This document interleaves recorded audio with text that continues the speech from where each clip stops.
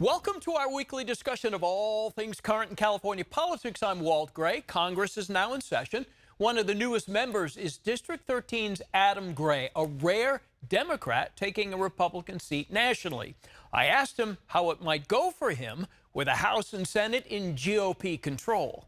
You can't take away any other message from this last election than people are tired of the status quo, tired of the gridlock, tired of the dysfunction, and they want to see government that works for them. You've been in politics for a long time now. This is a new position for you in Congress. You've been there all of 3 days. How is this different from what you've done before? Are you feeling extra adrenaline, extra excitement? How is it different? Well, it's a huge honor to be part of the U.S. Congress, but many of the day-to-day activities here are very similar to the state legislature.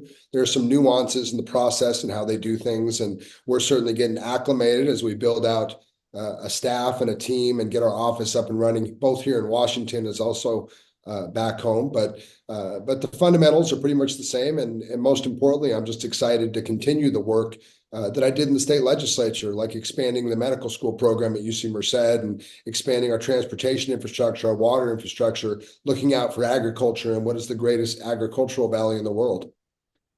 Your priorities for this week, like any of us with a new job, it's finding your way around the building. What are your priorities, including that, for this first week? Well, certainly we want to get our office set up, make sure we're in a position to provide the services to the folks back home and set up to do our work back here. But, again, my priorities kind of remain the same. If there's something that's top of mind, I think it's figuring out quickly how I can contribute to an institution back here that could function better. There's been, again, so much dysfunction. The last Congress, the 118th, was one of the most unproductive in U.S. history. And I'm looking forward to making a positive contribution, bipartisan effort to get things done here in Washington.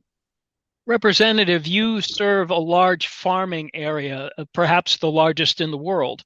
Are you hearing from your constituents who are worried about perhaps a lot of the workforce being sent elsewhere? Look, I think people want to see a strong economy. They want to see safe communities.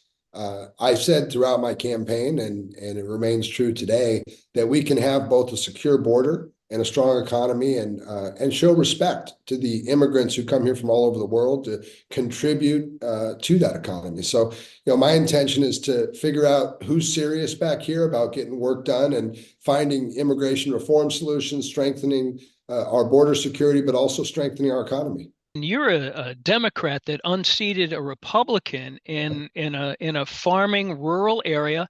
How was that possible? There wasn't a lot of that in the past election. What do you attribute to you pulling through in a district that a lot of people, didn't in other areas?